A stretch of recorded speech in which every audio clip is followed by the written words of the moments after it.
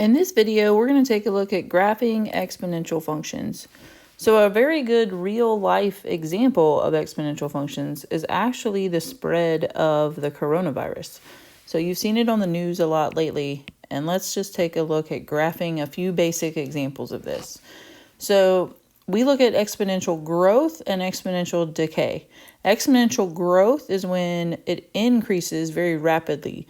And exponential decay is when something decreases at a very rapid rate. So it's not like linear functions that have a constant rate of growth or decay, or like increasing and decreasing, I should say. But exponential functions increase really quickly or decrease really quickly.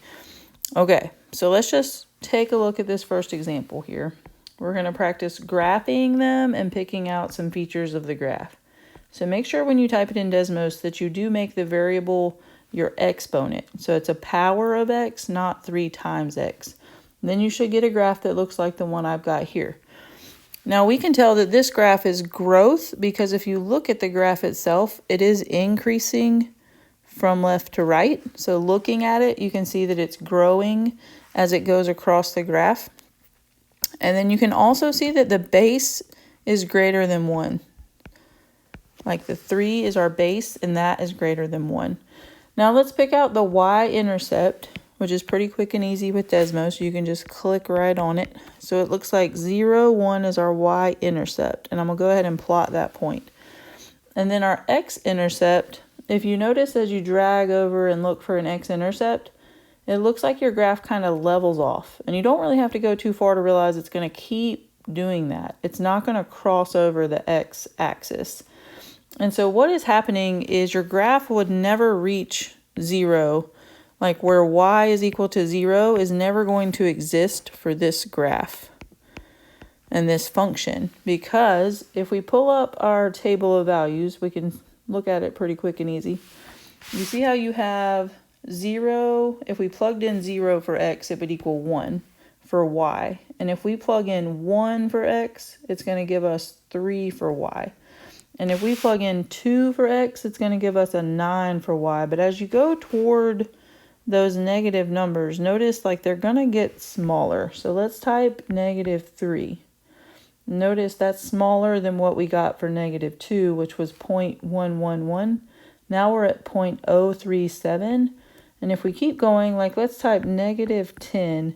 Notice it gets really small really fast. And so it's going to keep getting really small, but it will never equal 0. So that's why we have no x-intercept for this function. And then that goes with the fact that we have what we call a horizontal asymptote at y equals 0. So I'm going to write those in the same color for this graph, and I'm going to plot it on the graph by a dashed line. So my horizontal asymptote is that dashed line, which is located at y equals 0. Now to graph this, I just need to probably put another point on my graph because it's good to have another point to go by. So looking at this graph or looking at my table of values, I can see that the point 1, 3 would be another good point to plot. And then let's just sketch the graph like it looks on Desmos. So it kind of goes increasing left to right, but looks like it levels off at the x-axis. And then the last two things we need to talk about are domain and range. So domain of the graph is what it's doing from left to right. In other words, if you were to be driving along in your car, could you be driving from the left side of the graph forever? And can you drive to the right side of the graph forever on that function and never have to stop the car and cross over a hole in the road? So in this case, yes, I can actually go from left forever. That's what that arrow means that's over there on the left. And this arrow to the right, it kind of looks like the top of your graph, but it's actually going to the right forever. That means it's going to positive infinity for all of those x values that are to the right. Okay. The last thing we need to talk about is the range. So range is from the bottom of the graph to the top of the graph is what you want to think about. So if you're driving your car, notice I haven't made it to the graph yet. So I can't put any of those values, but I finally make it to this graph where y would equal 0, but it's going to not equal 0. So put a parentheses right there. We use a bracket when it would be equal. But in this case, our graph is not equal to 0, but very, very infinitely close to 0. And then once I get on this graph with my car, I can actually drive up this graph forever. So I put this graph's going to go from 0 to infinity is the range of the graph. In other words, those are the y values that this graph represents. Okay, let's move on to number 2. So let's just take this one out of Desmos and type in number 2. So y equals parentheses 1 divided by 3 is how we can put that fraction in there. Then scoot over outside the parentheses and put your exponent of x. Now notice that this graph, I want to use my same color scheme here, so let's use blue. This graph goes down from left to right. So I can quickly see it's decaying or decreasing. And I can also see that the b value is between 0 and 1, which makes this value have a decay or it's decreasing. Okay, let's pick out the y-intercept. So that looks like an easy point to find over there. 0, 1, and I'm going to go ahead and plot it on the graph. And then if you look for your x-intercepts, a similar thing is happening on this graph that happened on the first graph. It looks like it levels off and doesn't actually cross the x-axis, which is true. So let's put that same answer that it doesn't have any x-intercepts, which would also coordinate with the fact that we have a horizontal asymptote at y equals 0. All right, so let's just sketch a dashed line where y equals 0, and let's just plot one more point on our graph. So again, you could pull up the table if you like. That's a pretty simple way to find some more points. So it looks like -1, 3 would be another good point to graph. And then let's just sketch it going down and leveling off at the x-axis. Okay, so the domain is how far this graph goes from left to right. Again, if you were driving along in your car, oh, wrong color, let me fix that. If I'm driving along from the left of this graph to the right of this graph, what is happening? So left to right, I can hop on the graph at -infinity, and I can keep going to the right forever.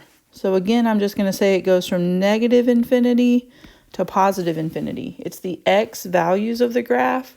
So this graph would take up all the x values from -infinity to +infinity.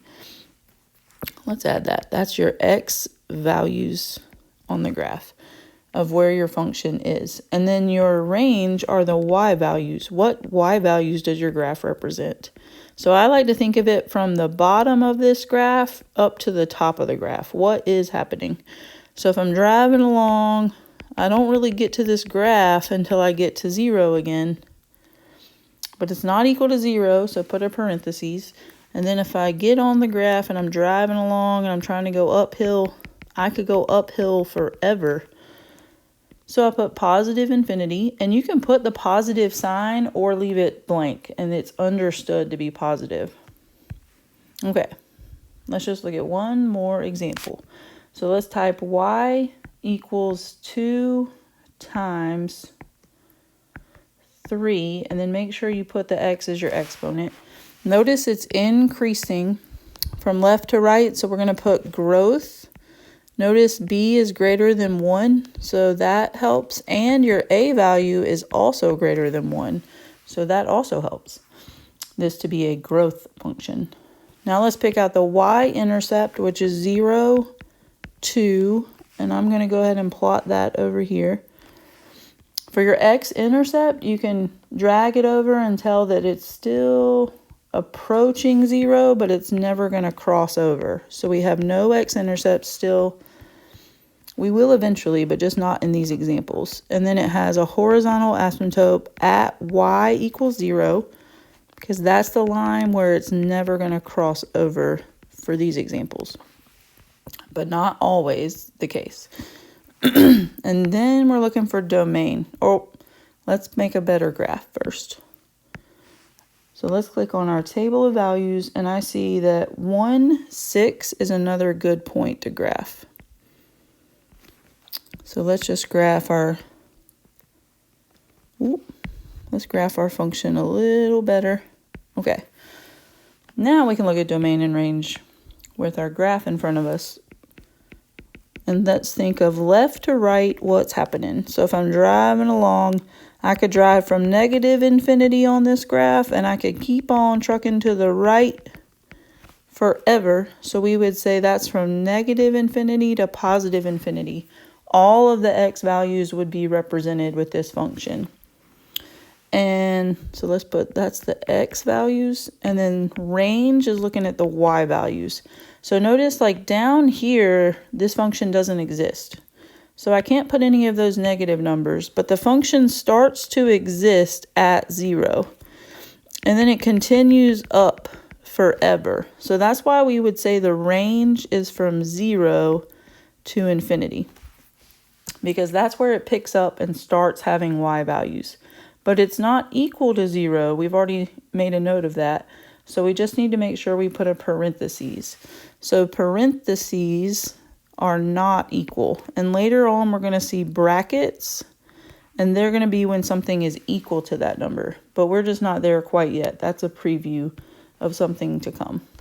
Okay, so that's it for now.